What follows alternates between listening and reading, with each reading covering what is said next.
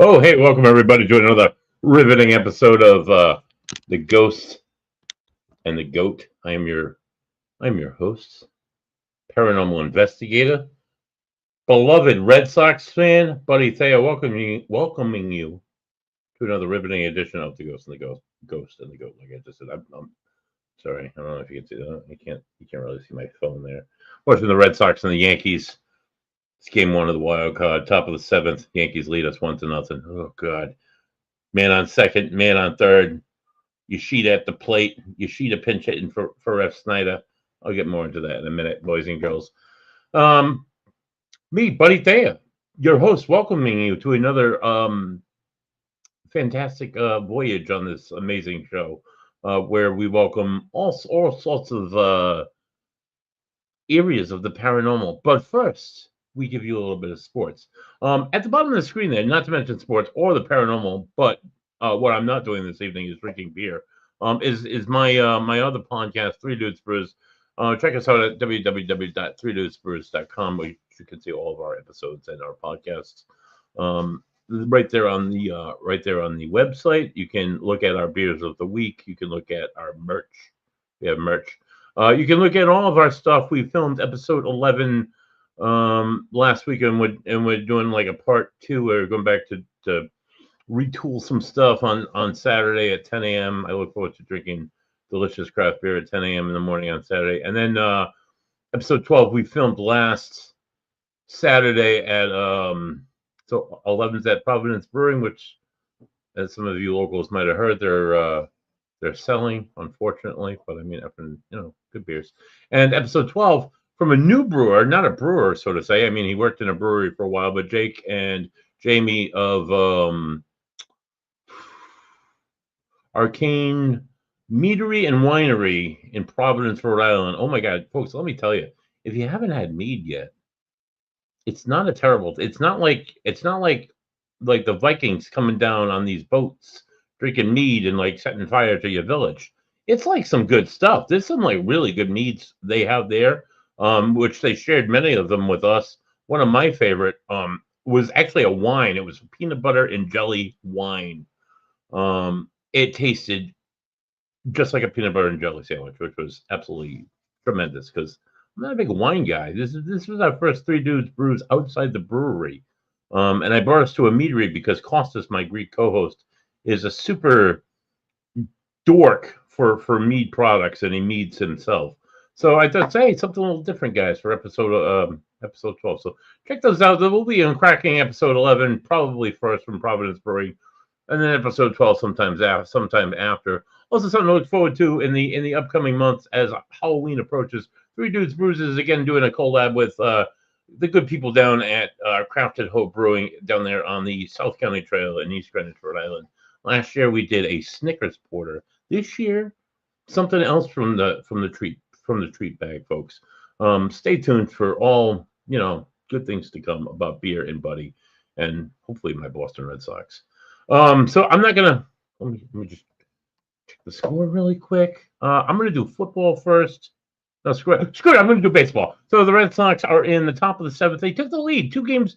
They're 2 games. They're 2 runs to 1. I imagine Yoshida must have just hit the ball as he was up to the bat, and Trevor Story is now up. He's 1 for 3. The Yankees changed the pitcher again. They had Volpe hit a home run in the second inning, and the Sox. It was like a chess match. It was a 1-0 game. The whole game. So you featured Max Reed of the Yankees pitching against Garrett Crochet of the Red Sox. It's an absolute slobber knocker. 2 games to 1. This is what makes baseball great, ladies and gentlemen. If you don't like baseball, dude, it's boring. Baseball's so boring. This is what makes baseball great. 2 ace pitches, 2 teams that are like, oh, I despise New York Yankees and their fan base. I have that same level of respect for the New York Yankees and their fan base because such a great team, such a great organization, so many great, amazing players, except for like A-Rod, who was just like dirtbags, or Roger Clemens. Um, and so it's so many good games, such a good rivalry, such a good feeling. I hope that we throw the Yankees into the ground like Pedro threw Don Zimmer into the ground 21 years ago, this time of year. So hopefully that happens again. The Red Sox are ahead, like I said, top of the 7th. In other wild card action out there in the National League, the Cubbies ended up beating the Padres 3 games to 1. 3 games, sorry. This is the best of 3 series, folks. I keep saying 3 games to 1. They beat them 3-1.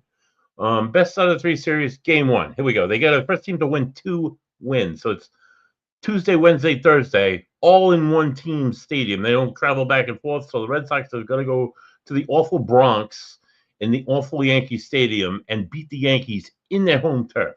Same thing with the Padres. They didn't do it today. I don't think they will. The Tigers and the Guardians. The Guardians had a recent surge. The Indians, if you will, and they claimed the division off the Tigers, who had held on to it the whole year round. It was like a meme on the book face last week, and it was like the music from the part of the scene clips from Major League, and then they were like putting in scenes from like this year's, and yeah, it was fantastic. But the Guardians ended up getting beat 2-1 another. Like I said, Slobberknocker chess match of a game, boys and girls. And there was another wild card. Maybe there wasn't a wild card. Cardinals. There was another wild card game. Maybe it's not that. Anyway, that's what's going on in baseball right now. I'm going to flip over to football real with a quickness as I take one last look. Okay, Sox are up 2-1. Okay, so this week in football, last week I was fairly successful. I had 13 wins. I didn't cash in on any of my parlays because I picked teams like San Francisco and Dallas, or Green Bay rather. And who else did I pick last week that really let me down? The LA Chargers. Like, oh my God, guys. Teams that are not any given Sunday, anything can happen. And unfortunately usually does to the teams that I pick against. So, but those key crucial 1 or 2, I just lose the whole parlay and it just sucks. Anyway, starting this Thursday, again, this is money line, guys. No point spreads, no over-unders. This is straight on the money line, win or lose. Thursday features the San Francisco 49ers travel to LA to take on a divisional rival in the LA Rams. The San Francisco 49ers got their asses handed to them last week against the Jacksonville Jaguars. Brock Purdy threw 2 interceptions for 2 touchdowns. I don't think he had like 150 yards. There were a ton of penalties. They just looked like ass. And the Rams' staunch defense, not the Rams, I'm sorry, I don't know what. I didn't watch the game. I was just checking in on it periodically throughout the day as I was at work. I could not believe that Jacksonville, I don't know how they did it. I think it was ATN had a few good runs. I think the 49ers defense might be a little deflated from their loss of it was that guy that starts with a B. I don't know. They traveled to LA this week on Thursday to face the Rams. I'm money up. Money line, guys, I'm going to pick the Rams. San Francisco did not look impressive at all last week. McCaffrey didn't do shit on the ground. They couldn't get the running game going. They couldn't get the air game going. It just looked like poop. Okay.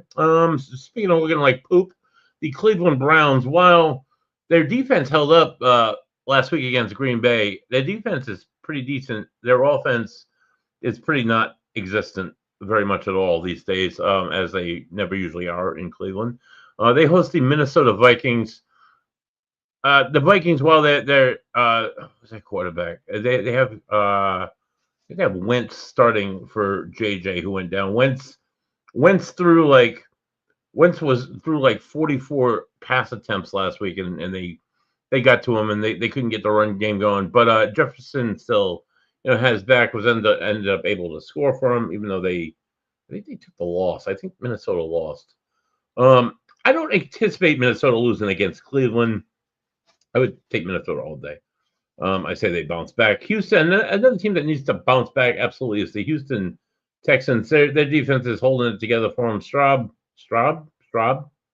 the quarterback. Yeah, I think that's his name. He's just not looking himself these days. He's not playing his best. That defense is carrying them throughout every single game, and their offense is letting them down.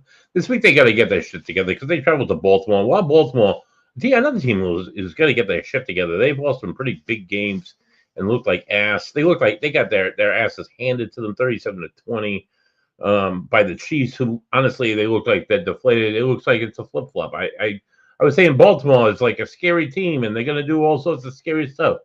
They haven't done anything but lose. I still would pick them against Houston, because eventually they'll get their heads out of their asses. A team that can't seem to get their heads out of their asses is the Carolina Panthers, who host my Miami Dolphins, who finally did get their head out of their asses this past Monday, rather, as we traveled to New Jersey and took on the terrible Jets. We have another favor done to us by the NFL schedulers, and they give us Carolina, who also sucks, who just got absolutely destroyed by a lackluster New England Patriots team. Made the Patriots look like rock stars. I've been telling friends of mine, you listen to sports talk radio after the Pats won, and it was like they blew up the Carolina Panthers like 42 to, I don't know, maybe it was 14. I don't even know. Maybe 13. I don't even know. It was just a complete ass kicking. It's what they kind of needed for their own like egos and emotions to bounce back. But these football announcers are saying like, oh, they're gonna go to Buffalo and they're gonna beat Buffalo, and like you guys just, yeah, that's not gonna happen. But it's anticipate. I would go again. My Miami Dolphins. We did lose Tyreek Hill. He dislocated his knee, and he tore his ACL, and he tore other ligaments in his knee. It's like he blew out his entire knee. All that drama, all that nonsense, those trade drama I've heard for the last over a past year, all of his sideline nonsense. Bye. Have a good surgery, Tyreek. Have a good rest, dude. I know you're the fastest dude in the NFL, but you're also like the biggest bitch in the NFL, and your kind of bullshit has like been weighing down on this locker room. They had Waller come in, the tight end. He hasn't played football in 2 years. He had retired because he sucked, or maybe he just played for the Giants. And he came back and he caught 2 touchdown passes. I feel okay about releasing Jonnu Smith. Just saying, Tyreek, it just opens more passing room for Waddle and A-Chain and other great, more positive team-driven players. So look for Miami to totally smush the Carolina Panthers this week in Carolina. The Indianapolis Colts took a step down a little bit from their first 3 weeks in the clouds and winning, and Daniel Jones like New York never happened. And he's winning football games and looking great. And then they played last week against the Rams, and they took them back down to earth, and they beat them. I think it was like only 27-20 or something like that. But look for them to bounce back this week against the Raiders, who are absolutely terrible. They have no O-line.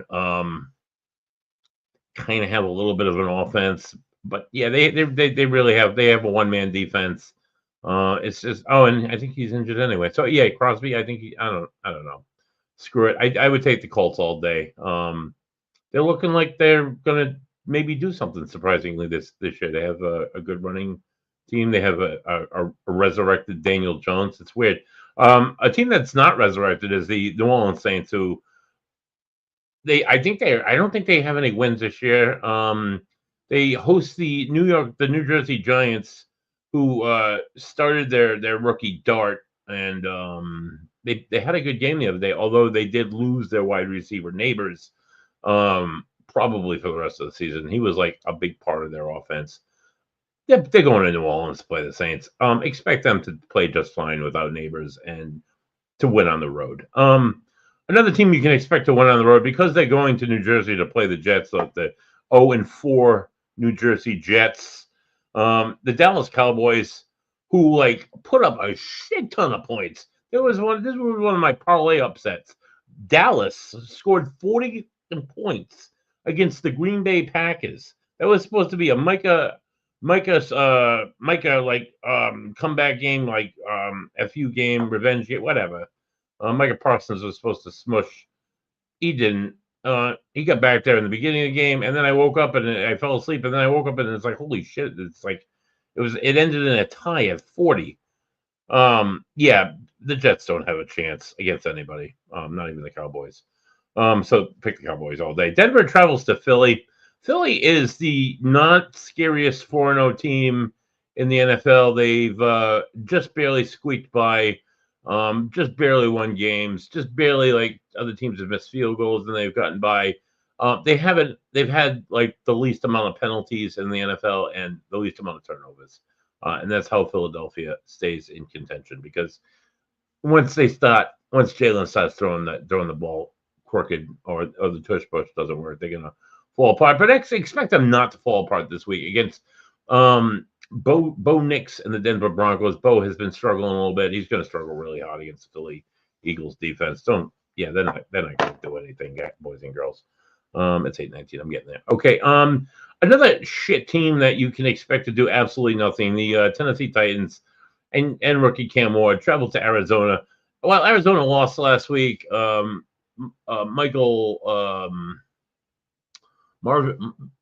Harrison Jr. and their wide receiver and the kid who likes to play video games, that quarterback, I forget his name. They haven't been Kyler Murray. They haven't been connecting as of late as good as they have been in the past. Their running game kind of fell apart. But they're not gonna they're gonna use this as like a let's feel better about ourselves and beat the shit out of a shitty team. Take Arizona all day.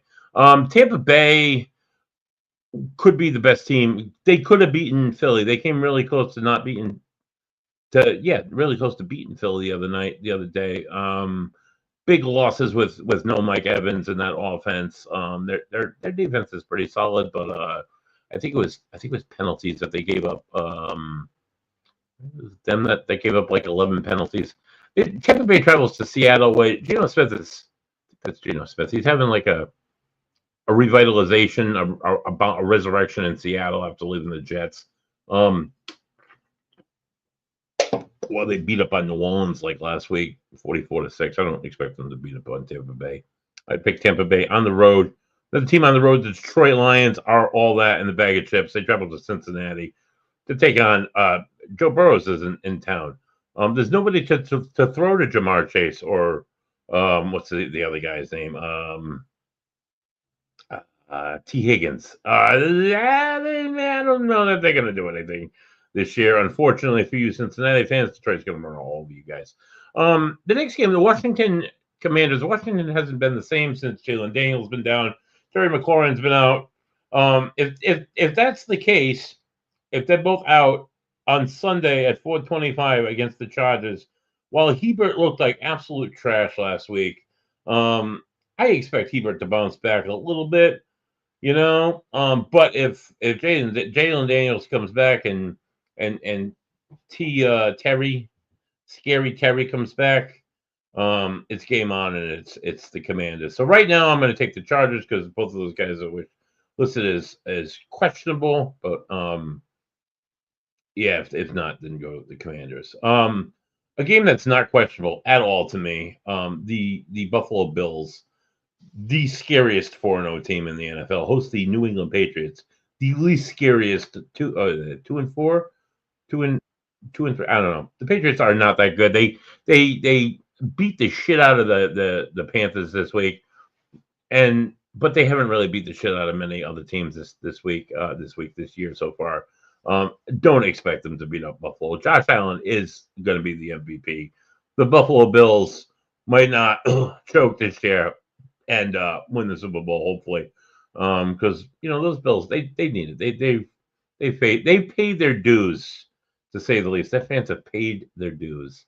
And the last game of the week, the Monday night game, the Kansas City Chiefs have found a new life and are traveling to the Jacksonville Jaguars, who were a bit of an upstart last week. They're not going to be an upstart this week. Kansas City looked like they were firing on all cylinders against the Baltimore Ravens, and the Jackson Jaguars are not at all the Baltimore Ravens. They were. I think last week was a fluke. I think they just 2-1 Boston end of the seventh. I think it was just a fluke. So hopefully this 2-1 lead is not a fluke. I will keep in contact with that game throughout the tonight's show. Speaking of tonight's show, it's 8:23, so I'm going to flip the switch, guys.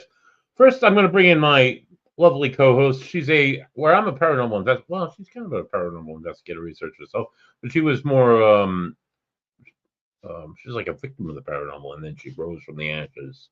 Where I was just like, pulled into it by, what have you, by experiences, I guess you could say. Anyway, lovely girl, please welcome Jai. Jai, how you doing this weekend? Hello, doing great. Good. I see you didn't figure out the green screen. I don't know if you got my message. Yeah, I got your message. I still didn't figure it out. We have a week or so to work on it. No big deal. So tonight's guest, bear with me a second. She is this is her second time on this show. I've had her on as a guest on other shows before. I've known this woman for a number of years. She's a great lady. She's connected with some really amazing people around the medium, or the metaphysical world, if you will. She doesn't like to be called a medium, although I like to call her a medium, but more on that in a little bit. She's a lifelong vocal artist working in theater and live studio production. She authored a children's book called The Blue Kataroo. It's a rhyming book that teaches children to embrace what makes us different and unique. She is a Reiki master, a teacher, and of mindfulness breathing coach, and is fascinated by all things beyond. I put she's a medium, and a protege of this guy Roland, who's kind of a medium. She will tell you she's not a medium. More to come on that. And tonight, please welcome Diane Lupo. Diane, how you doing? I am doing great, buddy. How are you? Hi, Jai. Nice to meet you. Am I saying that right? Is it Jai? Yes. Okay. Yeah. I didn't know if the J was silent or H. Pleased to meet you as well. No, very nice. You look good, buddy. Nice to see you again, lady. Thank you. Thank you so much. Thank you. So how's things? What are you up to? Why don't you tell folks who you are and what you do, and we'll go from there. I'm not sure who I am yet. Okay. I've been a work in progress for many years. The longer I live, the longer that list gets. Of course. Of my many careers and lifetimes. And I started as a singer, and I guess I was working professionally at 14. And I was always seeking out the metaphysical. I always found it interesting. And then somewhere in midlife, I met Roland Comtois. And while I was working at a radio station, I wanted to interview him. And that led to me working with him, which led to him saying, open up. You're there. Just use it. Do it. And I kept saying, no, I'm a singer. I'm sure you are. Little by little, not lately. I'm just getting over pneumonia, so my voice sounds a little, I don't know. I sound like an old lady tonight, but I've been coughing for 6 months, I think it's been. Oh, God. So it's been one of those years, but I feel great. I'm hanging in there. That's good. And what I've been doing, I moved to Tennessee from Rhode Island 4 years ago. And for my son, who's a professional drummer, and he's been off and running. He leaves for Germany next week again. We hardly see him, but that's why we moved here. He's been busy, and he's having a great life. And we're having a ball kind of following him and being part of his shtick now. Like we did it for so long, my husband and I. Now it's time for our son. But what's kept me going has been, it happened during that terrible episode we had where everyone was quarantined. My clients asked me to do Reiki via Zoom or internet. Right. And with the Reiki came some card readings. And then when I moved, it became my thing. I mean, just clients. I can't believe how I'm very blessed and grateful. And I thank anyone who's listening who has called me for a reading because it's kept me busy. It's kept me in touch with Rhode Island, Massachusetts, and all over the world now. I've branched out, buddy.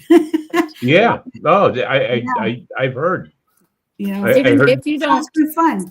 if you don't mind, for those viewers that don't know much about Reiki, could you explain that a little more? Absolutely. I love Reiki, I got to tell you. And Roland was one of my teachers. Jackie Sharland Eaton was my first teacher. I got into Reiki because someone came to my house and they told me they were a Reiki healer. And it was the night before my cat was supposed to have her leg amputated. And the young gentleman sat with her, and it's energy work. It's really, it's physics. Energy moves. Everything is moving.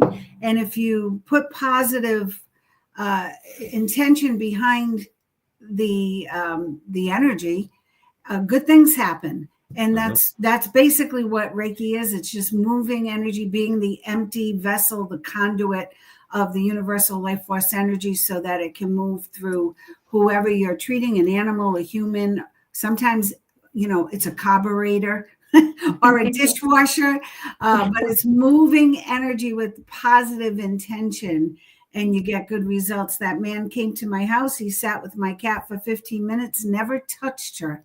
He just sat holding energy for her. And the next day she was wobbling around the house. Well, we just said goodbye to Stella at the ripe old age of 20. And she was 5 at that time. So she had 15 more years of great times because of Reiki. That's why I got into it. I said, this stuff is magic. I have to learn this stuff. And I just love it. And it's, you can do it long distance. So I have Reiki clients in Abu Dhabi and Ecuador and Australia, London, and it's really opened up a whole world of great energy. And the cards are the same thing. The cards are just a tool, another conduit of the energy. So it's a communicator. Mm-hmm. The more positive your intention is, the more open you are to good energy, good stuff coming, the greater the results. So I'm having a blast in my ripe old age, buddy. Yeah, I bet. Do you guys hear me right now?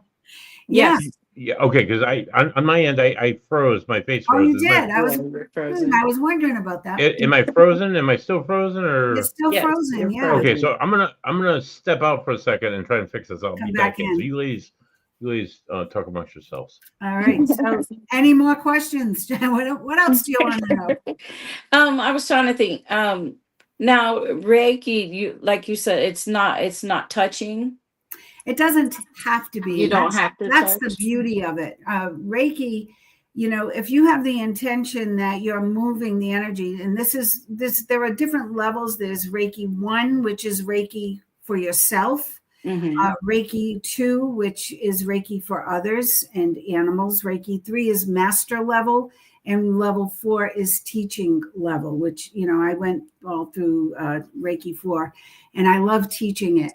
And the nice thing is when you have that intention, I've worked on, there was a dog who was about to have his legs amputated. And I never met the dog, but I just sat one night with this picture and I kept sending him Reiki and focusing on what I felt in his spine and kept focusing the energy to move through. And Reiki is smarter than us. It knows where to go. And the next day, the woman called me and said, you don't have to come with us to the vet. Our dog is running all around the yard. Evidently, whatever was stuck is now unstuck, and that's what I felt. I felt like it was a nerve or something that was pinched or something was up. I don't know what it was, but it worked. If I have someone who comes to me personally, maybe they've been traumatized in some way. And when people think of massage, they're like, oh, I have to get undressed and lay on a table and someone's going to touch me. That's horrifying for some people. Yes. Reiki, you can just kind of hover over the body and or even sit in the room with the person and allow the energy to do its thing, and it does. It's just amazing. I use all methods. I use light touch, no touch, long distance, and and it's a very positive experience. I haven't had a complaint yet. Let me now that my face has movement again, let me ask you something. When you're doing a Reiki session, Diane, has there ever been a time where you feel like if there's someone spiritual with that person, they're you can communicate with them? Buddy, I started a book. I haven't finished it yet because I started about 15 books now. So I accomplished one, but I have many more in the works. And one of them is a funny thing happened on the way to the Reiki table, because everyone thinks like it's this big mysterious thing. And I got to say, no Reiki session has been the same. It's always different for me, for the client. And sometimes I pick up a lot of things about their past or what's going on with them spiritually, psychically, or whatever's going on. Sometimes it's just about being there and transferring the energy. But then the person, when they come out of it, they tell me they had this amazing experience. So it's different. Everyone is different, and it should be. It should always be unique unto the two energies in the room and everybody else who joins in. Sometimes it feels very crowded at my Reiki table, you know, and sometimes I feel like we're the only two people on the planet. So it's really interesting. It's cool. I've done Reiki a few times, and each time was different. The first time was like blew my mind, next level. Like things came through that I thought were like gone from my memory completely. That's great. That's great. Yeah. And the other one was I was like falling asleep, and it wasn't really. It was relaxing. You know what it is? I just said it earlier to Jai. Reiki is smarter than any of the facilitators, right? It's smarter than you or I.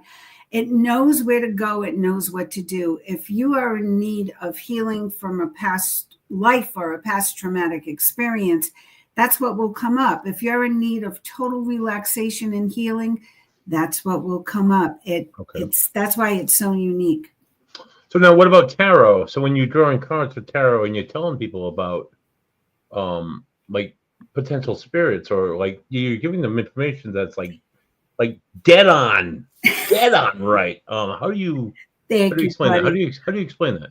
Well, you know, there are factors, and why. And I mentioned when you said medium, and I was a protege of Roland Comtois. You know, thank you so much. And Roland, what a teacher! You know, what a teacher I've been blessed to have.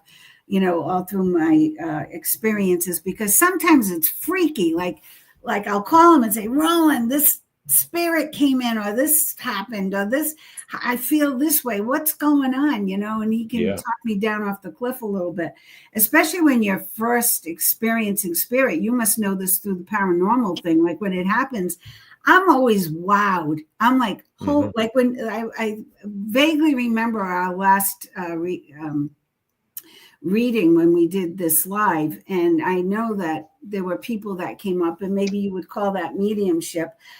I feel that mediums are a special group of people. They're born with the doors and windows open, and they just see and feel. Now, when I was a kid, I think I was that kid, you know, because I thought my grandmother lived with us, but she had died before I was born. But I used to see her. She walked to school with me. I talked to her all the time, especially in the bathroom, you know, for some reason. The water, I guess, is a great current. And I didn't realize until I got a little older, my teen years, and I became very afraid of it. You know, I didn't know how to deal with it. And I certainly, back in the old days, you know, Believe It to Beaver days, you couldn't talk about it because people thought you were crazy. So it wasn't until later in life when I met Roland, and he said, you know, you're a healer. And you're a medium, and you're this and you're that. And I thought, like, you're crazy, man. So the medium called you a medium, right? But you don't call yourself a medium. No, because I feel that that's a special group. When I'm working, especially with my tarot, and it depends on who I'm reading. If they're open and their people are around them and want a special message to get through, then I am a channel of that information, of that energy. Can I tune into somebody if I really wanted to? I know I could. It's happened in one of Roland's classes. I mean, I came up with someone's name, and I saw how she died, And that's when I said, okay, I don't want to do this because I'm an empath. I feel everything. And when I feel how someone died, Roland can do a room of 50, 60, 100 people.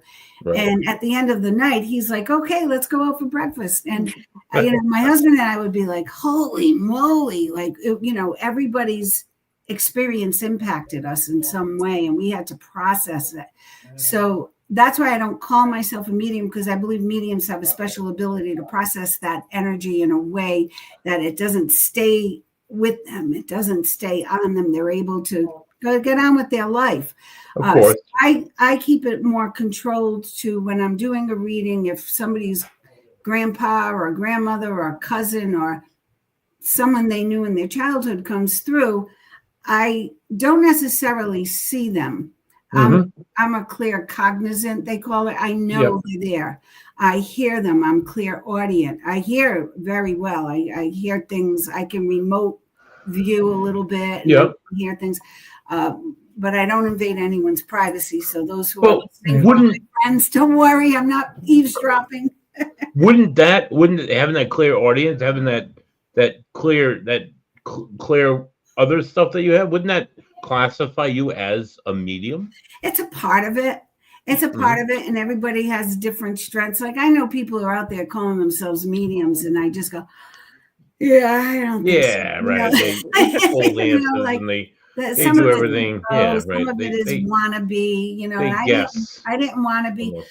I like to consider myself a servant of the energy where I bring hope and healing and guidance to those who need it. And I like to keep it at that level. So your expectations are so high. Okay. So before we move on, just to give my audience, if and Jai, I know she wasn't on the show at the time, a little over a year, probably a year and a half ago now, I had Diane on the show. And she did probably like either four to six different guests that night came on, and everybody got like a reading. We chat shit in between, and this is our chat shit in between. Now, this was on a Tuesday night, of course, as the show is. The Saturday before, a person died. Not a popular person in my life, not somebody that I ever could say that I appreciate at the very least. Somebody I hope is like burning in the hot fires of hell today. But anyway, needless to say, I was not expecting this at all. You have a clip? In retrospect, yeah, you have a clip. I'm going to play the clip of just that little blip in between. We were actually talking about how some mediums are like fake and they do cold readings on people and all the bullshit that people pull. And then she's talking about like seeing the grandmother, blah, blah, blah, blah, blah. And then there's a break in the conversation, and this is where the break takes place. And I'm going to play this out real quick, and then we'll go back to the conversation about how Diane believes that she's not a medium. Here we go. Is that how you're going? And I was giving her this story that was just awful. Buddy, I did have to tell you, though, when you first came on, I just felt grandfather all around me. Oh, Jesus, no. I did, and I didn't hear anything but grandfather, and I just pulled some cards. He's talking about you. He's talking about you work too hard. You're working too hard. You're doing too much. He wants you to like go fishing or something, like do some easy, fun stuff. More balance. Just before we continue on the grandfather role, just so we're clear, do you have can you identify as it one or the other? Can you give me a little bit more? Maternal or paternal? I feel it could be your mother's father. Yeah. So he was not at all a person I ever want to. Yeah, because because he was I could say a bad word here. You could say a few bad words about this person. It was his tongue. He had a very sharp, biting tongue. Yeah, he was a little bit more than that, but yeah, okay, you can start with that. He could cut you down. He could cut you down. He could cut you down. But you know, when they go to the other side, buddy, they get worked on. They get healed. There's healing there. Paula told me. Yeah. Oh, he was a tough one. Yeah, he was a little bit more than tough. He's not. He was a fish. He's not somebody that would consider that out of water. He was yeah, okay, all right, yeah, all maybe right? like He was a fish a out of devil out water. of hell, maybe if anything. But I don't really. I haven't acknowledged that man as my grandfather for a number of years. He's not a good person. I get it. I had a grandmother that I had disdain for. I'll say it. I really hated her. I felt like she was responsible for killing not just my father but my uncles, because she was very toxic. And I just saw that like as a child. Every time my father was with my grandmother, he'd come home and he'd be white as a ghost, and he'd sit in the chair and he wouldn't talk for a couple of hours. And that wasn't my dad. My dad was happy, joyful. Right. So she came to my house. My friend Paula said, "Philomena's here." And I said, "Oh my God." I said, I don't like her. I don't want her in my house. And she said, "Oh no, she's good now. They worked on her." So I got into that conversation and I understood. We come here, we play a role. We come here with a mission. And sometimes the mission is to be a blank hole or an ass clown, right? Yeah. And to push everybody's buttons or to make someone's life as miserable as possible. It's a role play, supposedly. Yeah. So we learn our lessons and we grow. As soon as I saw you tonight, I heard grandfather, grandfather, grandfather. Do I have an apology for you? No, I don't. I just have, he stole a lot from a lot of people. Yeah, he did. Yeah, he did. He stole a lot from a lot of people, but he's paid the price. So I hope so. I hope he's burning hot. He's paid the price. And I guess now he's showing up to, I don't even hear him apologize, make amends maybe. Yeah, I don't. But even that I feel is because he wasn't demonstrative with love. He was very brutal to his wife with words and with actions. Yeah. But he doesn't want to go there. He doesn't want to talk. No. You can our relationship was absolutely toxic and he was an absolutely toxic individual. Not a redeemable quality whatsoever. The kind of person that you would imagine. I got a thief, he's like he was a thief. He was a thief. He stole the joy. He did. Yeah, he did. Yeah, he was a miserable motherfucker. Stole the joy. Absolute horrible individual. But that horrible individual is looking out for you. Oh, I please, George, I want nothing to do with you ever. Ever. Burn in hell. Please send that message. Well, there's the campfire.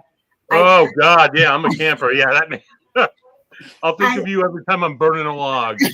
Oh my God, I hate I think he spent some time apologizing on the other side. Oh, I bet he did. He died actually Saturday evening. And I haven't spoke to him in almost a decade. He is not anything positive. He caused a lot of people awful traumas. Is that who you were talking about in the beginning of the show? The 5Ds. Oh, you know my aunt. You know exactly who I'm talking about. You know exactly who we're talking about. That awful individual that she talks about. I'm not going to name names. Oh, I didn't realize that was your. Yeah. Oh my God. That's my grandfather. That's what we're talking about here. The most awful, evil person that ever lived. Oh my God! Talk about stealing. For him to come through to me of all people, because we never had a relationship, and that's probably why he came through, because it was based on pure hatred of each other, even while he was alive and I was alive. Honestly, if I ever wish to ever hurt anybody, it would be him. To watch him die was my wish, and he died without me even being there. He's being He's being well taken care of in the campfire on the other side. Well, let's just say hope I not. hope you were right. I hope he is burning eternally in hell. But honestly, listen, for you to come through like that, at the time, so Johnny, my auntie Dale, she investigated with me for a number of years. We did a lot of events with Roland, and but I never like advertised that this was my auntie Dale. Right. She's a licensed social worker. She's a therapist. She works heavily with people with who have experienced trauma. And also a Reiki master. She's a Reiki master. That's the direction I'm going in. And this was her father. This was my grandfather. Terrible fucking human being. But for him he died on that Saturday, and this was Tuesday. For him to come through that quickly, I was shocked. And then, ironically enough, the next special guest that was on was my mother. So he came through for her session as well. It was just like, ugh. But for you to know that shit, well, and say that you're not a medium, I'm going to call bullshit. I'm calling bullshit right now. It's not that I know it. It's what comes through now. What interesting. I just pulled 3 cards. You're not going to believe what came up. You know. Okay. Look at that. Now, this is a 7. This is a 7. And this is a 7. 3 sevens just came up. And look what's in the middle. It's that card, evidently, that I pulled that time for him. He who I will not name. Right. But the campfire. Oh, now, what's interesting is this one was upside down. What does this mean? Well, as you're talking, and I just pulled the top 3 cards off my deck right here. And I said, holy moly, this card came up again. So, you know, that was a lengthy conversation about him. And I always say, if you don't want to bring an energy in, gray rocket. Don't give it. Don't talk about. Don't give him any. About them. Yeah, he's in a battle still. You know, he's still fighting. He's still trying to gain ground. He's still trying to figure it out, because whatever his demons were, this 7 of Cups, you know, represents. There was mental instability. There was probably alcoholism or some kind of habitual. He didn't drink at all. No, he was a wicked narcissist. But there you go. You know, this is all in the head. It's like no semblance of order in the brain, in the mind. Yeah. So he's got demons still. He's got battles he's fighting, and he's fighting it. The 3 sevens he's fighting his way to peace. So I'll, you know, send him love and light. I'll send him love and light that we help him get past all this. And those he left here behind, I'm praying that they too, you know, find the justice, the karma that they need, the healing more than ever. Yeah. He did some damage. He definitely did. Well, enough about him. Enough. I just wanted to. I didn't want to add any light to him whatsoever, because I had to write a paper for my last class for my master's program, and I'm currently in the middle of. Yeah, he's a study for sure. I just started.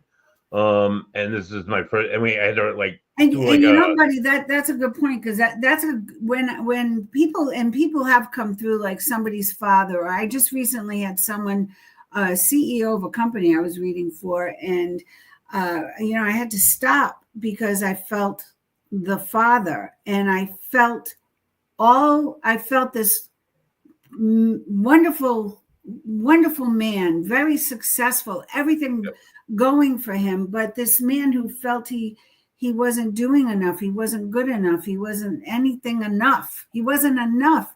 Why? Because I could feel the brutality that he grew up with from his father, and it was there in the cards. And as I revealed it to him, you know, I think he had a breakthrough. I think he had a healing there, because it was validation that it's not him.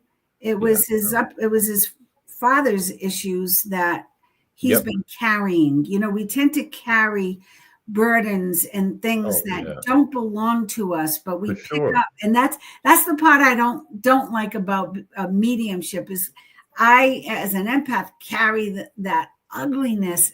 I don't want to feel it. It's just, I like to feel the happy grandmothers. I love their energy, the ones who love their grandchildren to bits and will do anything for them.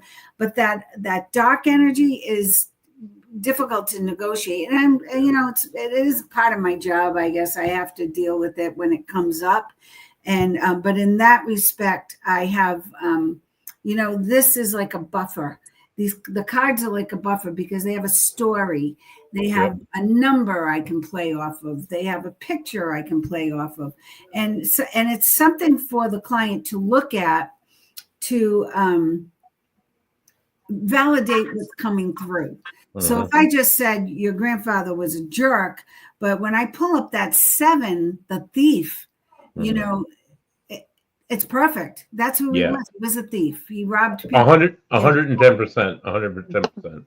Yeah. So this man was a child molester, and he exploited and sex trafficking. Yeah, so that's difficult in energy. And now in this year, we've had a hell of a year. Everybody's had things come to the surface this year. Illnesses. I myself, was dealing with that. Other people are dealing with financial things or relationship issues. This is a 9-year, and in a 9-year, we're dealing with our karma, and everything's bubbling to the top. 2026 is a 10. So I can't wait. I'm going to have the pots and pans out for the new year because it's an ending and a new beginning. But if we don't let go of the baggage, if we don't let go of the resentment, the anger, the disappointment, the regret, the woulda, coulda, shouldas, we're going to carry that into the 10-year, and we're really going to see a discombobulation of our lives. Okay, so to everyone listening, clear your energy, clear your houses, clear the clutter in your mind, in your heart, in your homes, in your cars, in your workplace. Clear out the negative people, clear out the negative energy, and be open for the new stuff because it's going to be great next year up until like after March. According to the astrologers, like after March, things get really, we're going to see the light bigger and brighter than we have seen it in quite some time. We've seen a lot of darkness these last 10, 15 years. A lot. It's been brewing, and then it's been coming to the surface, and now we see it every day. The church burnings, the murders, the oh my God, it's atrocious. I mean, it's like, how much more are we going to have to take? We should be at a point in humanity where we're past wars, and yet there's still war on the planet. So each of us individually has a responsibility to clear our place, clear our energy, clear our psyches of the darkness, and let in as much light and expand your light as much as possible. That's what I like. I'm all about that. Have a good time. Be in joy. Shut the TV off. Shut the negative crap off. When you're talking, speak positively about things. And if you have negative emotions to deal with it, then go in your room, do the work, and let it go. Right. For sure. It's my sermon. Sure. I tried to like I said, I did a paper for my first class at the end of the semester. I tried to put all that into my paper, and afterwards I just felt this almost like release. A release. That must have been extremely cathartic. That shit's behind me. I was able to talk about it a little bit, to make myself vulnerable to absolute strangers. And not that I would do that every day, but I mean, just that one time, get it out there and out the man maybe one last time. Well, you have to. I'm going to school to be a mental health counseling. So, how can I help others if I don't help myself? Look what that. I won't name him, but look what he did for you. Right. Well, I would say it was more my Auntie Dale. The chain reaction. That negative energy came here and created heartbreak, heartache, mental breakdowns. But what came out of it? You came out of it. And look what you're doing. You're giving a platform for someone like me to talk about the light and truth and all that stuff. And you are doing work that's going to heal many.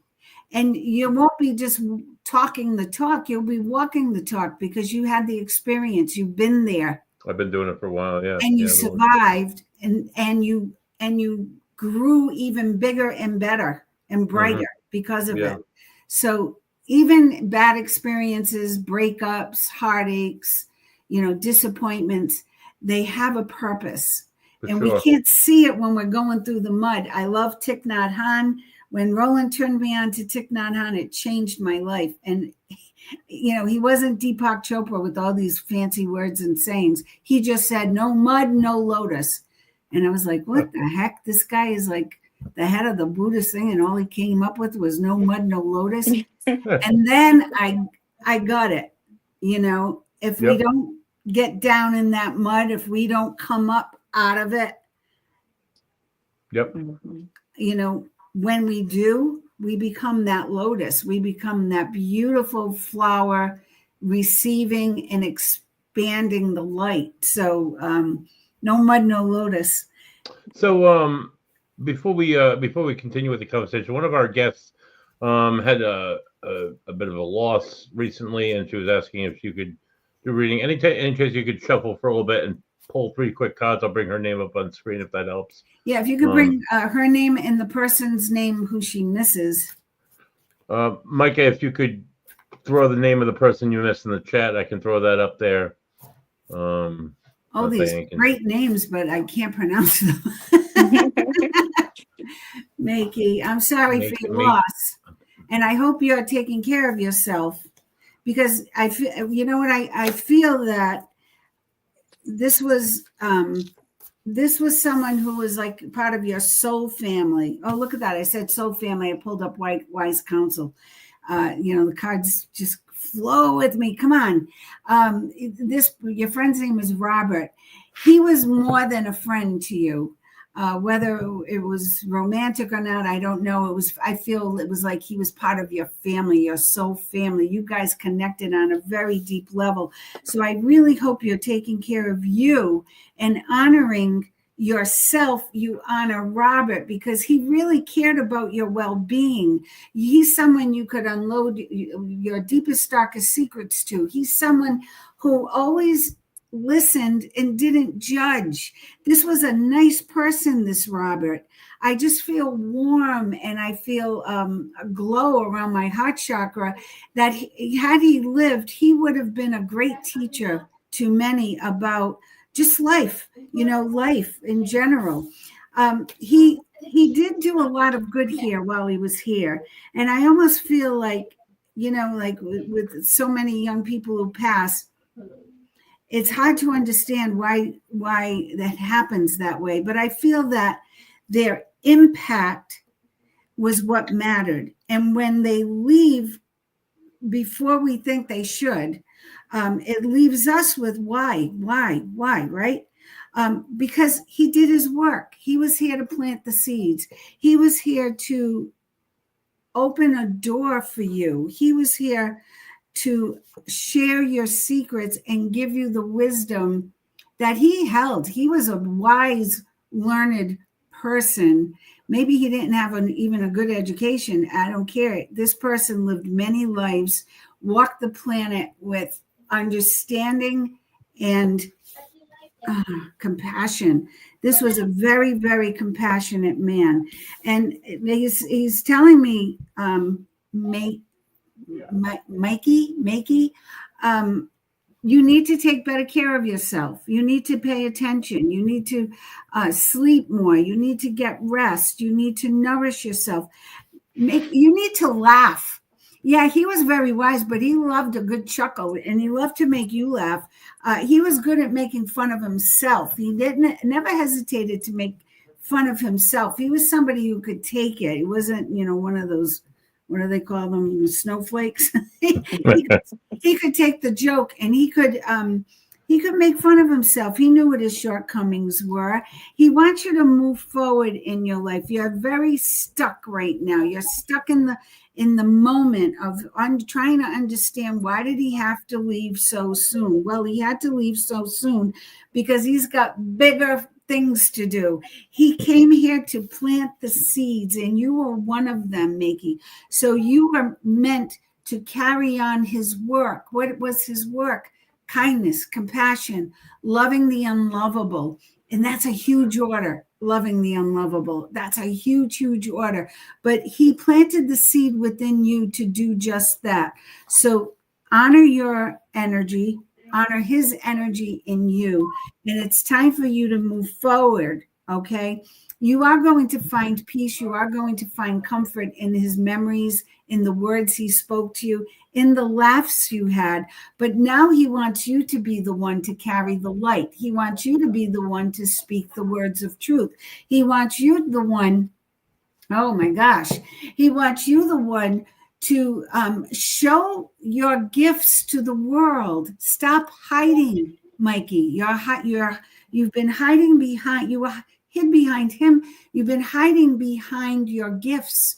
You've been hiding behind this mask where you haven't been sharing what your knowledge, your love, your compassion, your ability to transcend beyond the knowing or the boundaries that people put up for you. Break them. You're meant to shine. You're meant to spread the word. You're meant to open your arms wide and embrace others who may have experienced this pain that you're experiencing right now. But I don't feel it's going to go much further, because there are more people around you who shared his love, his knowledge, who understood the impact he had. So talk about him. Remember all the fun things that you did together. Remember the laughs, and then bring that forward so that you can help others who are stuck in grief, stuck in disappointment, stuck in regret. Why didn't we have more time? You can help them move past this. You can help them move past the silence that you're feeling. If you listen, maybe he hasn't been gone long, but he was already connected to the other side. He already knew, he already believed, he already trusted. So he's able to connect with you in ways perhaps that have been occurring around you, but you're in your grief, so it's hard to see the signs. It's hard to hear his voice. I bet you've been wondering when you're going to dream about him or hear his voice again. He's already been with you. He's already sat on the edge of your bed and tried to pull you out of yourself, pull you out of your grief. So just get quiet when you can and know that he's there. He's around you, and he wants you to get going. There's a lot to do. There's a lot of life to live. And when you live, when you're happy, when you're in the moment and experiencing the joy of the moment, then he can be present with you in that moment. That's what he wants for you. That's what he wants for you. I have to look at he told me, look at the bottom deck. Look at the bottom card. The bottom card is strength. Mickey, he wants you to remember you had a lot of love around you, and you're stronger than you know. You're stronger than you realize. He prepared you for this. He already prepared you for this. Just ask, believe, receive. He's around you. He's sending you signs. You're going to begin to see them. Yes, some are in nature. I feel more numbers. I feel he's bringing you numbers, sequential numbers, 333, 444. What are you thinking of when you see those numbers? You'll get your answer. You'll know he's around you then. Funny, and this is a 4. But have strength. He's with you. That was amazing. That was Diane Lupo, not a medium, but right. holy shit. Di, I'm going to throw it to you for a second. Go ahead. Since you're not a medium, I'm going to ask you, does anybody come to mind when it comes to me at all? I'm just curious. Well, let's see. See, a medium would say, yeah, your Uncle Joe is standing behind you. Right? It takes a minute. Bullshit. Not all of them know names. But Jai, I feel you have more than one person. I feel you're missing a few people. You're missing a few older people, and you're missing one in particular young person. And I'm I'm open to the energy. Let me see who shows up. See, maybe this is the lazy way, or maybe this is my security blanket. But if I put myself out there as a medium, I'm going to have to start charging a lot more. And I don't want to. Right. You should. Diane Lupo, medium, not just a tarot card reader. Buddy, you're bad. I Yeah. can't believe you. You got me on that, huh? For sure. There's one woman in particular you are very close to. Is it your grandmother?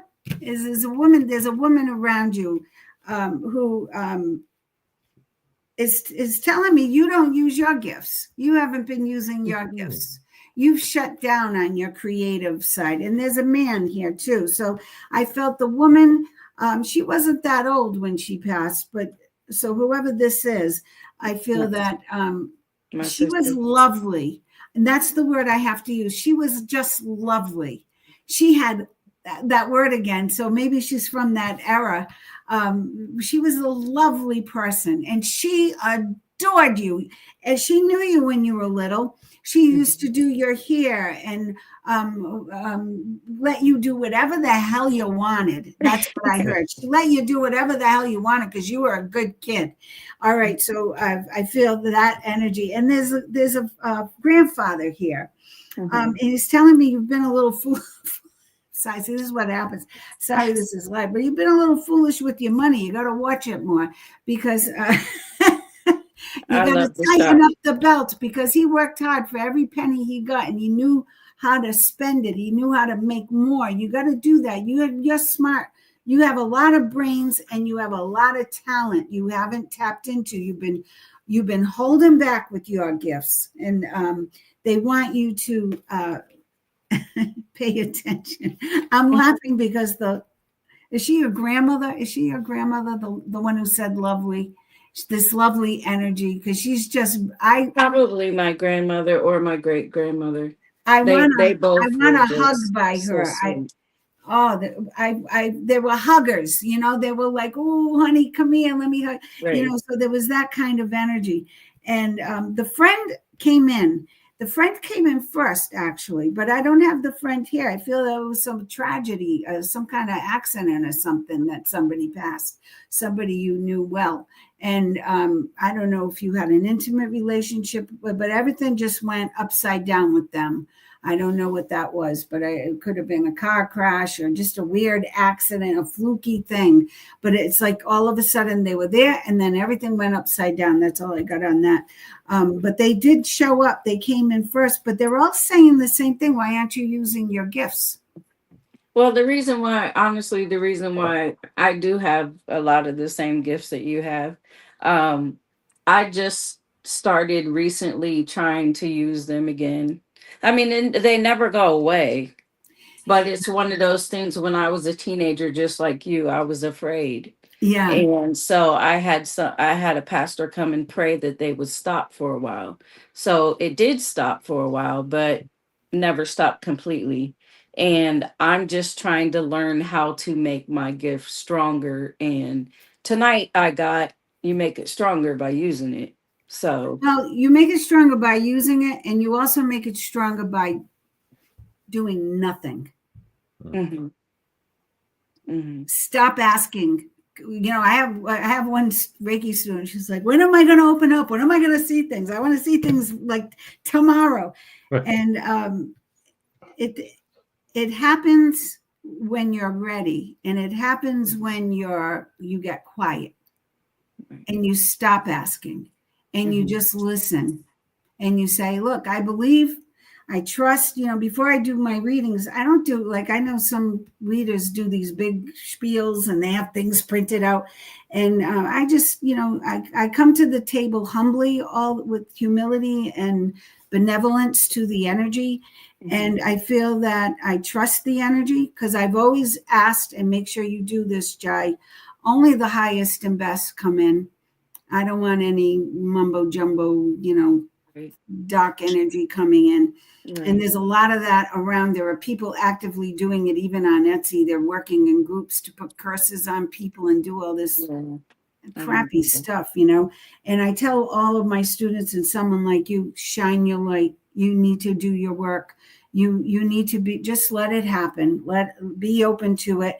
Know that they do visit us in our dreams. We do have teachers and guides who, I learned the greatest skills of my Reiki, whatever I do, in a dream state. I felt like I was with these other beings and they were saying, look, you keep working horizontally. You need to work vertically. And I never thought of working vertically. Nobody ever told me to work vertically. And when I started, it changed. My clients were getting up saying, wow, I felt that you just yanked my whole childhood out of my heart. Mm-hmm. And, that my belief grew and grew and grew. And they will validate when you need validation, because you go through periods where you don't trust. Sometimes before reading, it's just like when I was a singer. I worked 6 nights a week, 50 weeks a year. And sometimes I would go to my mic right at my cue, and I would be horrified. Nothing was going to come out. Right. Or I wouldn't remember the first word. And a couple of times that did happen, by the way. But that fear that, like, is it there? Is it really a gift? I still have those questions. And sometimes I come to the table and I'm like, oh my God, am I going to be able to read for this CEO? Am I going to be able to give him for what he wants? And then I say, wait a minute. There's a connection. Mm-hmm. There's a need. There's a purpose. So the universe put me here for a reason. So, okay, universe, this is what I say. Do your thing. Use me. Use me for your highest and best. And when you're open to that, and you're humble, and you keep your ego out of it, you become invisible. As Roland taught me, become invisible. If you're not invisible, get out of here. It's pretty much what he said. So it means a lot that you just tune in to whoever you believe in. I have clients who are atheists. I work with students who are atheists. I'm very spiritual. I believe there's a lot out there that, we don't even know about, but I believe in it all. Like, why not?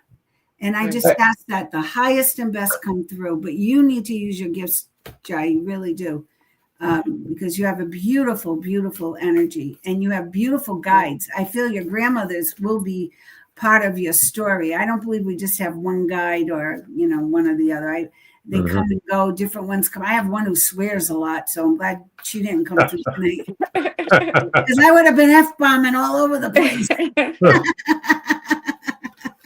Oh man. Awesome. Thank you. A few things I just want to throw out there. One, I don't know if you remember him, but there was a gentleman by the name of David Barr who used to do podcasts. I know David.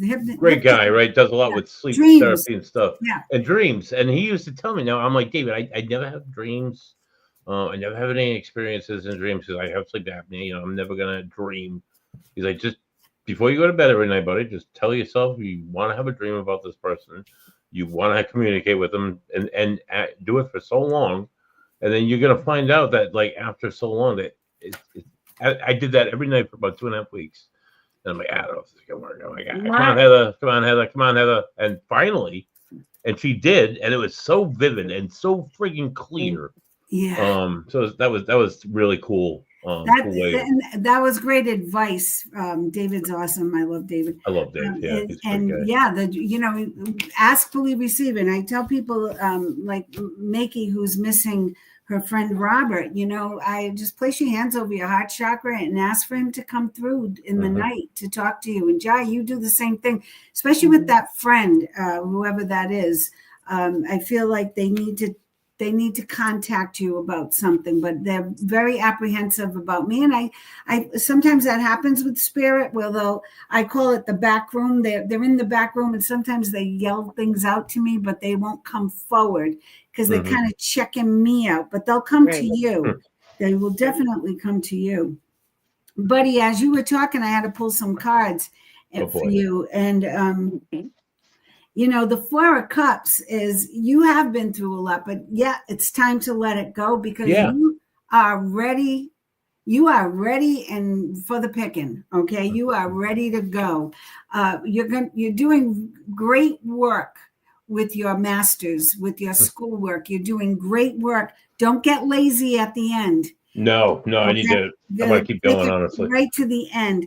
The Four of Wands. This is peace, contentment, and abundance, right? So, in a happy relationship.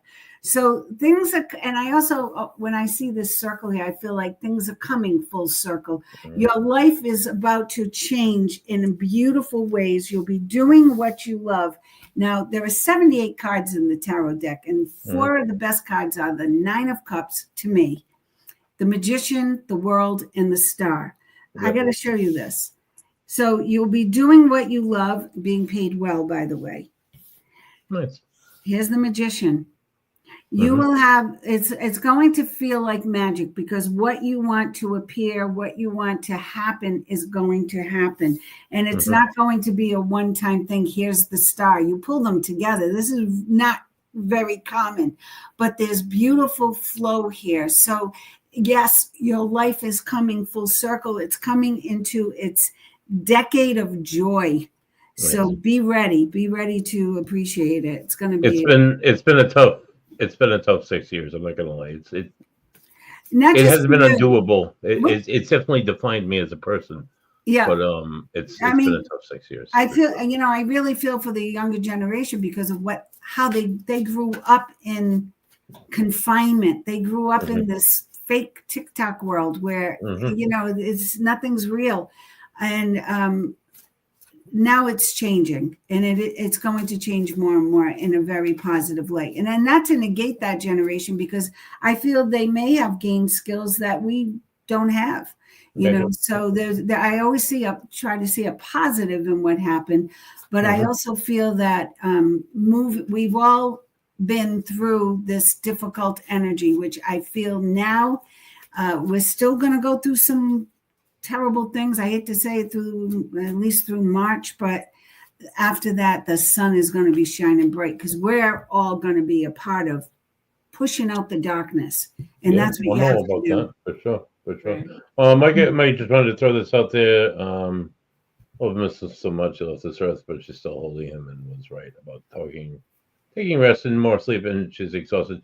If I could throw Ms. Hofstra, if you will, a bit of advice as a grieving, somebody who grieves over a lost love. The best thing is to get these signs, to get these little signals, to get these little messages from people.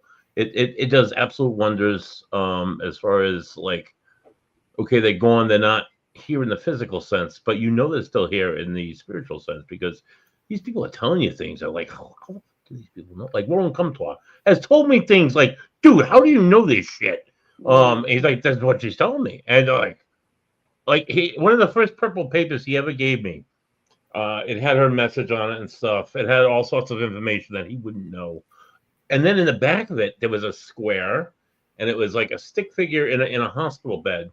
And he had all stick figures around it. And wouldn't you know, I mean, there were other people in the hallway, but they could only fit like 11 people in that room when she passed. And there was 11 people in that room with us when she passed, and he had that like exact number. Like there's been times where I've had readings. We had a reading to benefit the East Greenwich Historical Society. It was in the old Kent County Jail. If I remember right, Roland absolutely hated it because it was so much like negativity and awful. Well, you imagine we went to the battlefield in Pennsylvania, Gettysburg. Oh, Gettysburg, yeah. So imagine walking through that with Roland. I can. I worked there with my wife Heather, and she definitely could have been a medium. She had a lot of experiences. She felt like her head was exploding. She felt like we were at Antietam. She was trying to sleep. She kept like tasting blood in her mouth. And she'd come out with these like see, that's the part I don't like. Like crazy perspectives of like things about like she wasn't. I'm the history dork. I love history. I'll spend hours walking these old battlefields, but I would we went to Gettysburg, and I dropped her off at Starbucks so she could do her schoolwork, and I could walk around Gettysburg for 4 hours because she had no interest in it. Then the next day, my best friend was in town, and she went to do a tour with him, but only because it was my best friend. But she would come out with shit and know stuff like, how did you know that? Like, I didn't know that. I had to look that shit up, and there'd be no way for her to pull this kind of shit out of her head. It's so hard to explain to people that they are with us all the time. They never leave us. They're right here. You know, we just have to be open, ready to receive it. You know, and I don't miss my parents as much as I did when they first passed, because I talk to them all the time. They let me know things, like my mother threw numbers, my father threw coins. You know, like I know, okay, I'm going to be okay. I'm going to get through this, or this is going to change because I got the sign. You know, so the more open you are to the signs and messages, ask for them. I know at one point I got a sign and I went, wow, give me a validation that that's a sign. And my husband can testify to this. It was on 95, right near those painted water tanks. I asked 3 times. So I got a first number, then I asked for a validation. The third time I got a third validation, 333, 333. 333, different cars, all right, in that little stretch. And then I said, oh my God, should I ask one more time? And I did. And the next car that pulled in front of me, in front of us, was Believe on the license plate. Oh, wow. Holy that was the last time I That's asked not for a coincidence. validation. I was like, wow, they bitch slapped me that good that time. Right? For sure. When we were talking about dreams, I wanted to mention to you, my mother, she passed away about 3.5 years ago. And one night I was crying and I just kept saying, I just want to see my mom again. I just want to see my mom again. And the next night I went to sleep, and my mom and I, we had our arms around each other and we were walking down a tunnel. And I literally looked at her and I said, this is all that I was asking for. This is all that I wanted. So it's like in my dream, my reality came. Isn't that beautiful? Where are you from, Jai? Are you from Tennessee? Ohio? It's like, I'm in Tennessee and I talk like this, and you're from Rhode Island and you talk with that Southern accent. It's beautiful. It's beautiful. Thank you. For sure. It's beautiful. You'll be getting more and more information now that you've opened up and you've spoken openly about it. So you will be getting more and more information in that dream state. So before you go to sleep, try to get to bed a little earlier so you have that little time to, you know, Dr. Wayne Dyer used to call it the God space, where there's just nothing, you know, that nothingness. And let your gifts expand, because you're one of those people ready to burst. I can feel it. You know, you've got great energy. Thank you. For sure. One more piece about myself before I stop talking about myself. We can focus more on our guests.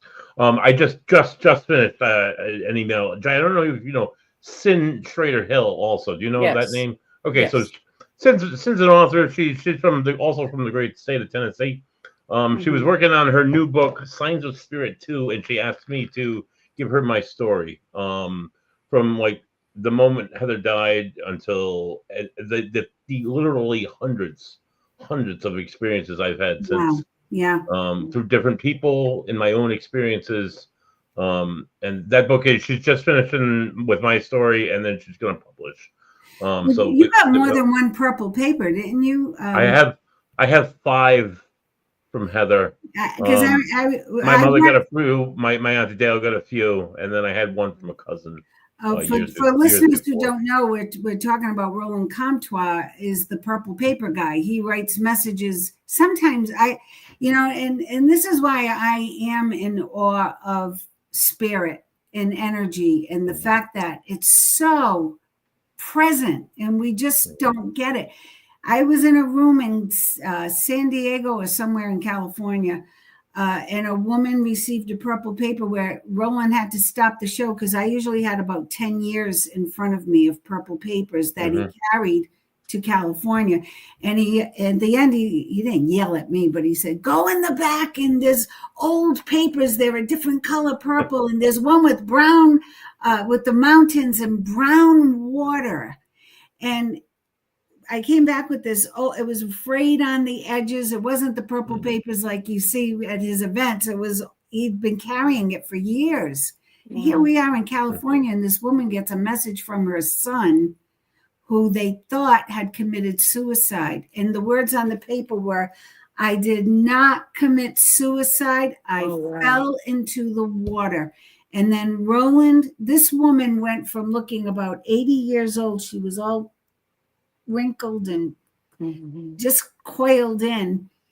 When she left the event, I almost didn't recognize her. It was like all this grief had left her body. Roland told her the whole story of how her son died, which she had hired 3 different mediums, detectives. The men who were on the camping trip with her son were under investigation for a year. They took lie detector tests. Nobody knew what happened. He simply went out in the morning, standing on the rocks, fell into the water, was taken in by the weeds. So it was the brown, murky water. And there was that purple paper from like 10 years ago. So her son contacted her immediately through Roland, but Roland didn't get to California, unfortunately, for 10 years, till 10 years later. But it did happen. The connection happened. And I always tell people, when you want a message or a sign, always say now in Earth time, because they might take their, they might take their time getting to you. Say, so tonight, now in Earth time, I would, like some messages here, please. That's awesome. Just a little trick of the trade. Yeah. I learned that from someone who had, when I worked in radio, I did a series of people who had near-death experiences, which is what led me to Roland, because he was an author who wrote a book about, and then there was heaven. Right. And, I interviewed this woman, and she said, "Oh, yeah, you have to say now in Earth time, because they'll take forever." And so I learned a lot about the afterlife through those people who had near-death experiences. Very interesting. Does anything happen to you when you go to funeral homes or cemeteries? Oh, God. Yeah. Isn't it the worst? I have to say, since I was a kid, I always loved cemeteries. This is so strange. I never got creeped out by them. And when my mother was from Brooklyn, my father from Rhode Island, when we'd go to Brooklyn, my mother used to live across from this cemetery, and her mom was buried in that cemetery. But when we'd go there, it was always a fun event. And I used to feel the energy of the people's names, like on the stones. And there was a family, like I could feel it, but I never got sad or remorseful. And even now I don't. I feel like some of them are hanging around there, but usually they're with us, Right. Yeah. The ones hanging around there, I think, are trying to figure out where the heck they're supposed to go. But I always kind of like cemeteries. Funeral parlors, yeah, I always got a little giddy in funeral parlors. I hate weddings. Right. But I don't mind going to a wake or a funeral. It's very strange. It's a little weird. And I've always been that way. And I thought it was because my uncles used to crack jokes when we had funerals in the family. They'd be in the back of the room. My uncles would all stand and they would crack jokes to the kids to make levity. And part of my family is Irish, and they're all about having a good time at a wake, right? So I always felt death was, as hard as it is, and I've been floored. And I know how Mikey feels when you have your heart torn out, and Buddy, and Jai, and I think everybody knows that we all experience it. It's part of life. Death is a part of life. It's a transitional experience we all have to deal with.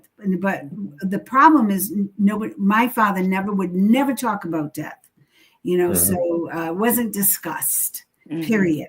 Nobody was going to die in our family. That was right. So when he died, it was like, oh my God.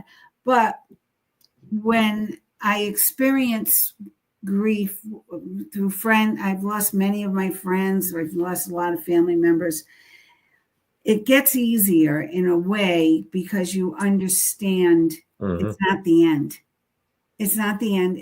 You're going to miss them. That's the hard part. You're going to miss their physicalness. You're going to miss hearing their laugh. You're going to miss their touch, their hug. But they're there. It's only the end of the physical show. Right. It The spirit is, still moving on. so it's harder for us, but for them, it's so freeing. God, I mean, the three of us were basket cases when we lost our cat after 20 years because she was the heart of our household. Right. And we were all blubbering idiots for about a week. I had to change all the furniture and I changed the rugs and I moved things around just so it would look different. And we wouldn't be picturing her sitting in her favorite bed or her favorite chair or looking out the window. And so I get that, that's the hard part, but you get through it. And when then you start getting nudged by them or you get those signs and those blatant messages that come through. I mean, some people get incredible messages. Just before I came on, a friend posted a picture of the cloud. She was showing the sunset, and I didn't see it. All I saw was her dog looking through the clouds. Wow. And I typed in, I said, Joan, do you see your dog peeking through? And she didn't even see it. She was looking at the sunset, but there was her dog clear as anything. You could see the eyes, the little black nose. It was the cutest little dog. That's amazing. And so they were always checking in on us and helping us navigate through this energy that we are experiencing and we have to get through. Speaking of funeral homes, I just wanted to share an experience in Massachusetts. My girlfriend and I were in our Jeep and we were riding down the road and we came to a red light and we stopped at the red light and all of a sudden we kept hearing tapping on our window. And I'm looking at her. It was to the point that it scared her, that she rolled her window down because she got scared. She thought the glass was going to break. And it was just tap, tap, tap, tap, tap, tap. And right before the light changed, I looked over and we were right next to a funeral home. Literally right next to a funeral home. So I don't know, I felt like it was somebody who died. They didn't know that they had died yet. Yeah, there's a lot of that. Yeah. And they were trying to get a ride home. That's what according to Edgar Casey, sometimes it takes a few days, like 2 or 3 days before the soul, like they know they're not in their body because they're looking down at their body, but they're not really sure, like, okay, now what? Right. Now what? And it's funny, I in my last house, I kept saging around. We had a pool in the backyard and I felt yucky energy there because we used to do, I'd have Reiki classes out by the pool. And so I was always saging. And when I got to that one corner, I always, like, my sage would like explode. And I still felt that yucky energy. So I called Roland. It's good to have a real medium in your Rolodex. And I said, Roland, every time I go to this corner, my sage like goes crazy. And I said, and I can't seem to clear it, So he said there was a Native American young boy who was just wandering there in that area. And he was stuck. He was waiting for his tribe. So for that spirit, that soul, for him, it was moments that his tribe had left and they didn't come back. It's been years and years and years and years. He's stuck there. So we had a little ceremony and, we sent him on his way kind of thing. And the next time I went back to do the sage, it was beautiful. I could feel the flow. And then the deer started coming back into the yard.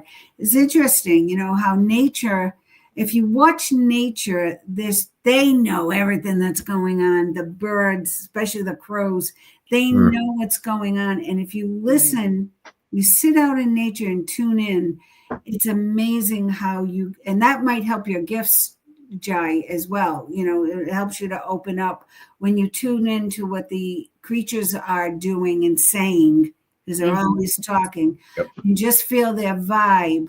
You can really expand your awareness in that way. Oh man.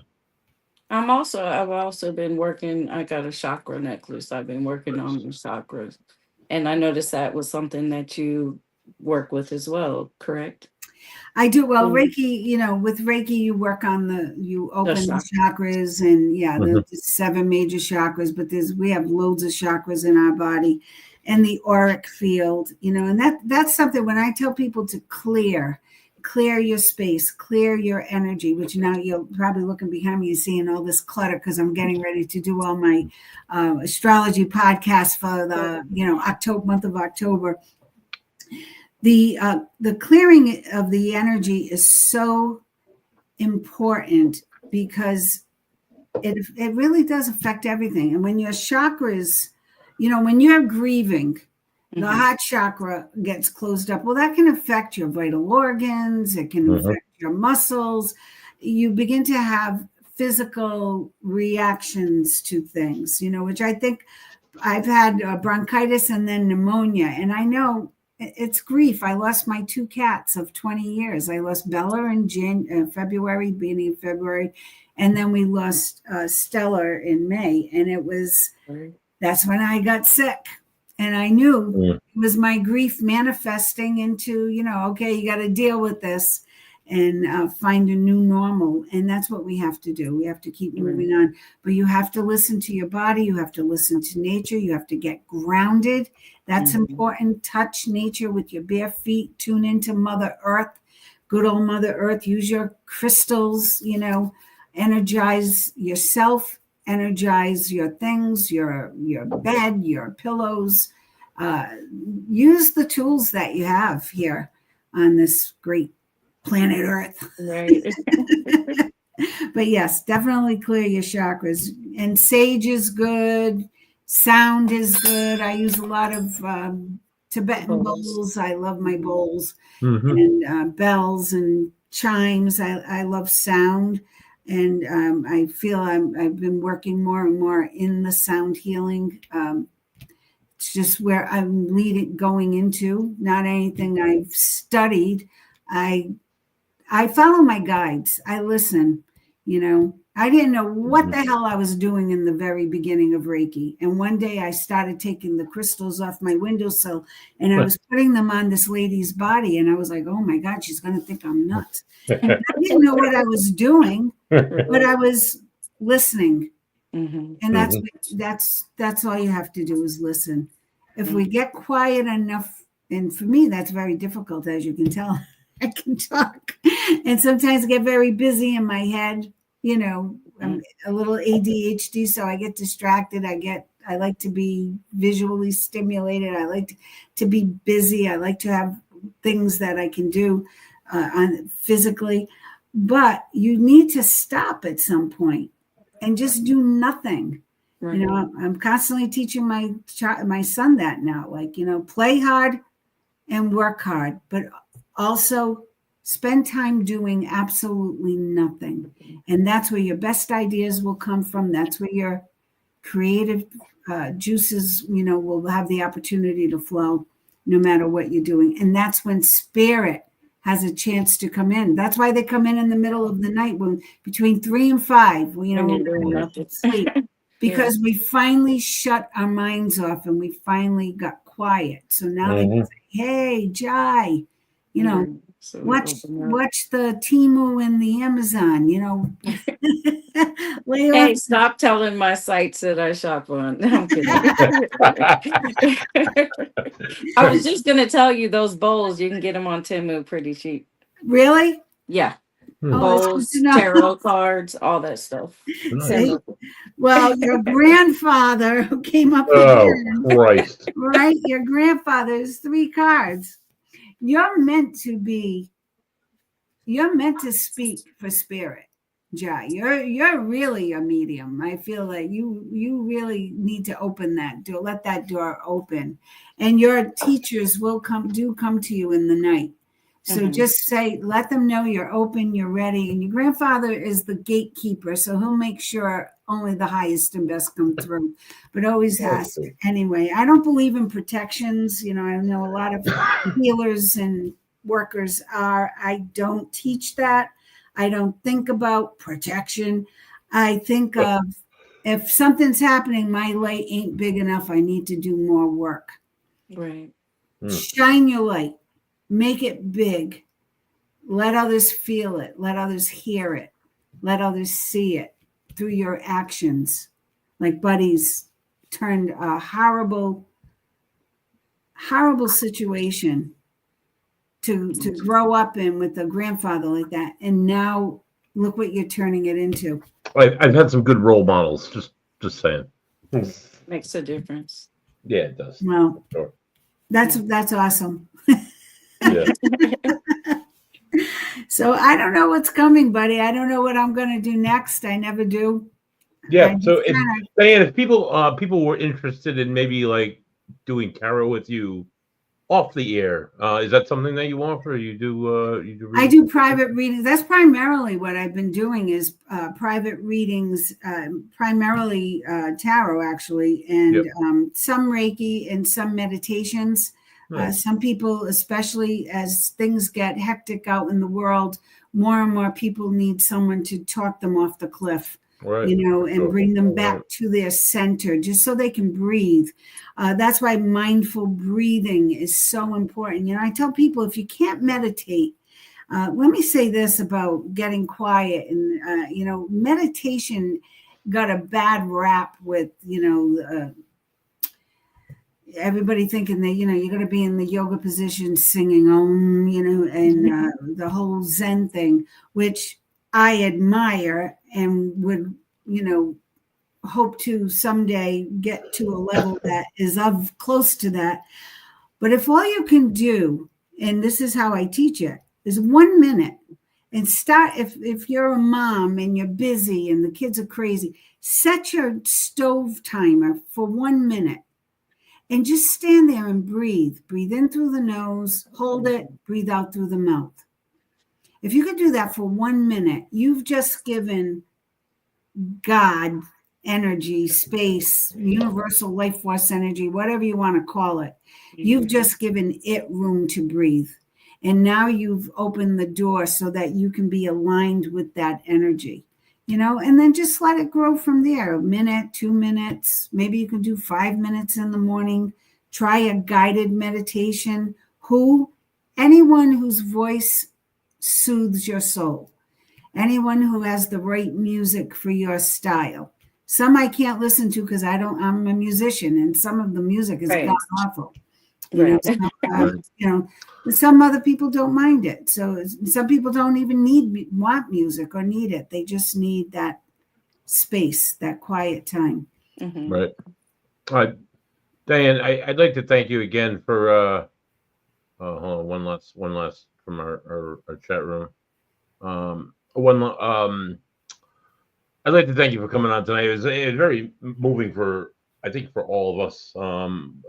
Micah, she seems very moved by it. She's gonna pick up her tarot cards again and go to town. Look for those signs, guys. Look for those little signs, even if they're small. Look for those. Try and remember those dreams. They're trying to communicate with us. Believe it more than we think. So, and it's all probably for the best. Unless it's those assholes. Block those assholes out. Just block your number. They won't call you anymore, I guess.